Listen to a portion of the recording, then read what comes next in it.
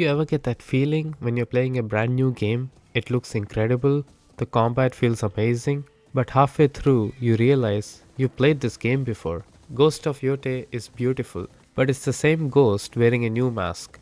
And I swear that realization hit me like a katana to the gut because I wanted to love this game. Everything about it screamed next gen Tsushima.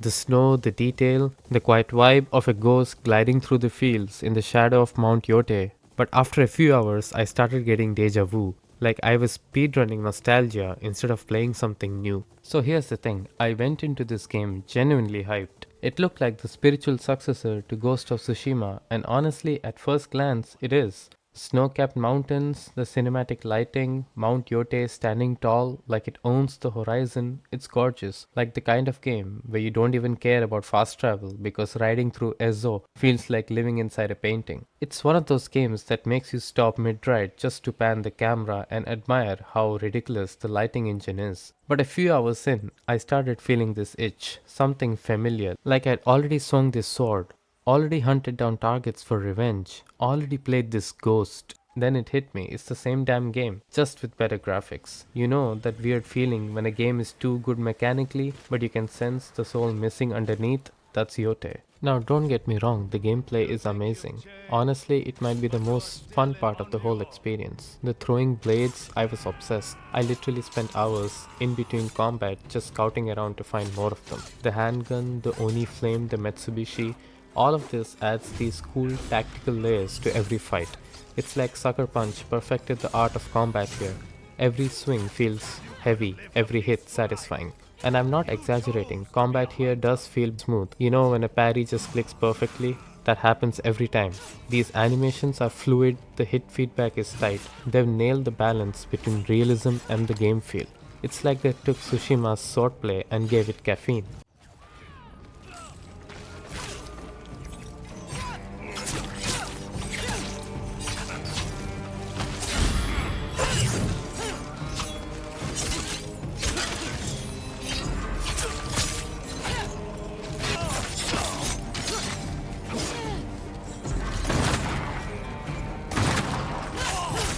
Stop holding back! Throw your katana!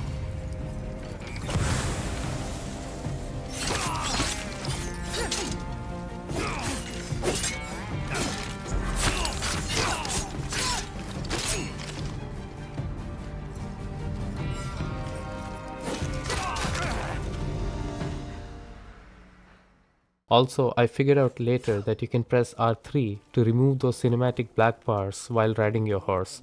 And honestly, that changed the game for me. It was such a vibe killer in the beginning having those bars on during exploration. But once they were gone, instant immersion. And speaking of immersion, some of these interactive touches just blew me away. You can actually smith your own sword in the forge, swiping your controller up and down to hammer it into shape, and cooking roast fish or mushrooms over a fire, lowering your controller to heat them, and the best part, making fire from stones. The way the controller movements translate to the actions makes it feel so hands on. I rarely skip these animations, they're just neat, relaxing, and make the world feel alive. One thing that bugged me though, climbing rocks is really clunky. If you press jump while scaling, the character gets stuck in the jump animation and can't actually jump. You can only leap if there's space between these rocks, otherwise you're stuck just nudging the analog stick. It's a small annoyance, but it broke my flow a few times.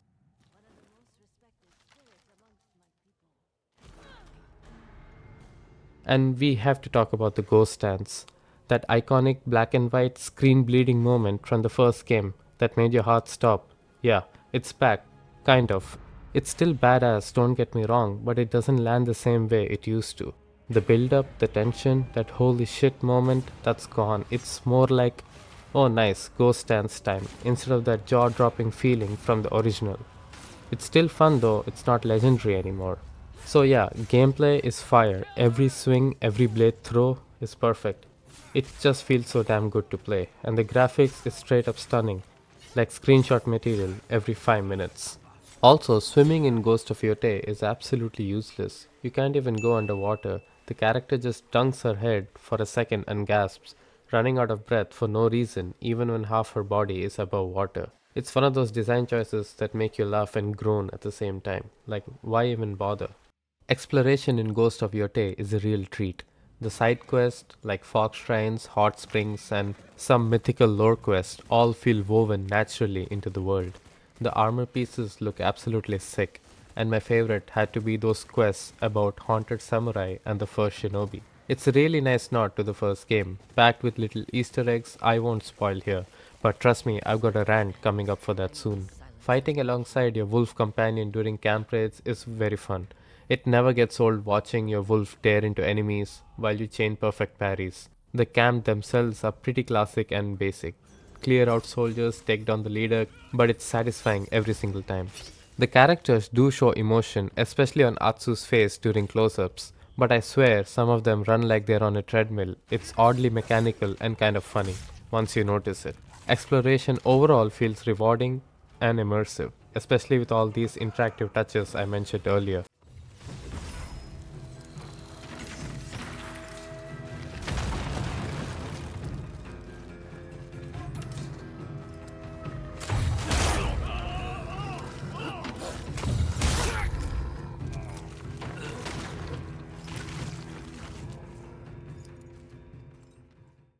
The first 30 minutes of the game is straight up ass. You kill the first of the Yotei Six, the snake, and I was like, wait, that's it?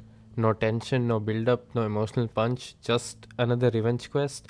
And it's not even the snake fight was bad. The arena was cool, the music was nice, but narratively, it felt like a side quest from the start. The game just drops you into revenge mode with zero emotional anchor. You don't care why you're angry, you're just told to be. And look, I get it, revenge is easy to sell. But we literally just did this in AC Shadows with the Shimbuk Fu, hunting down each member for killing our family. It's the same rinse and repeat writing, lazy, predictable. By the third boss, I was calling out exactly how this game would end. You know the villain will monologue, you know the flashback cut will play, and then boom, next target. It's a revenge arc that checks boxes. Compare that to the first game. The game had so much soul. It wasn't just about revenge, it was about honor. Jin Sakai's whole arc was about breaking tradition, questioning what it means to be a samurai. It had internal conflict, it had philosophy. Ghost of Yotei just is too basic. It's like Sucker Punch forgot what made Tsushima special and said, let's just do it again, but with better graphics. It's cinematic, yes, but it's missing its soul. There's no theme to wrestle with, no big question to leave you thinking after the credits. And don't even get me started on the home sequences. Every time we went back home to relive old memories, it just dragged. I get what they were going for, introspection, nostalgia, emotional depth, but it felt more like an obligation than storytelling. Like, oh great, time to walk slow and look at faded paintings again. The pacing dies completely there. You're forced to slow down when you don't want to. You've just finished a tense mission and suddenly, boom, you're playing Childhood Trauma Simulator again. The shamisen minigame, yeah, no, that thing was boring as hell. I couldn't wait to get it over with and go back to exploring or fighting. These things could have added texture, could have made the character feel human, but instead they just felt like mandatory chores between actual fun. And I know some people will say it's meant to slow you down, let you breathe. But it's not relaxing when the storytelling around it is flat. It's just dead air between bangers. And that's my biggest gripe. They call this Ghost of Yotei, but where's the ghost? There's no identity crisis here. No internal struggle. No question of morality. You're just this silent, rage-filled killer doing what every other game's protagonist does. Hunt, stab, and move on. The name Ghost feels like branding now, not meaning. In Tsushima, it meant something. It was the cost of abandoning honor. Here, it's just a title screen. Even the NPCs treat you more like a walking weapon than a person. There's zero emotional feedback. In Tsushima, Jin was a samurai, torn apart by the need to survive. He became the ghost reluctantly. Here, it's like they just skipped all that complexity and said, you're already the ghost, now go and hunt. And that's where I checked out emotionally. There's no transformation, no growth. And it's not like they don't know that, because the game keeps throwing in little nods to Jin Sakai. The mask, the sword, even a side quest referencing him. And it doesn't feel like a respectful callback, it felt like milking, like they're trying to remind you of a better story while you're stuck in a mid one. I actually laughed during one of these moments thinking, man, they really want me to remember Jin because this new ghost isn't cutting it. It's like when a sequel keeps name dropping the first movie just to stay relevant. That's how Yotei feels sometimes.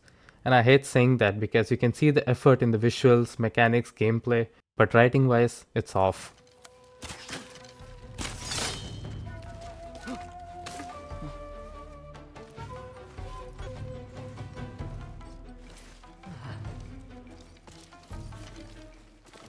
Look, Ghost of Yotei is not a bad game, it's far from it. The gameplay is polished, the combat is near perfect. The world is jaw dropping, but it's hollow. It's like a gorgeous samurai showpiece, shiny on the outside, empty inside. When you finish it, you don't sit there thinking about the story or the characters. You just think, damn, that was fun, and maybe that's enough for some people. But after Tsushima, I expected more. More soul, more conflict, more ghost. It's beautiful, but it's the same ghost wearing a new mask. Still, I'll give it this. Few games make the graphics look this good. Ezo might be the real main character here. So yeah, that's my take. Ghost of Yotei is an awesome game. Terrible story. Anyway, tell me if you guys felt the same. Did the story hit for you, or were you just here for combat and screenshots? Drop your take in the comments, and if you like this breakdown, you know what to do. Peace out, samurais.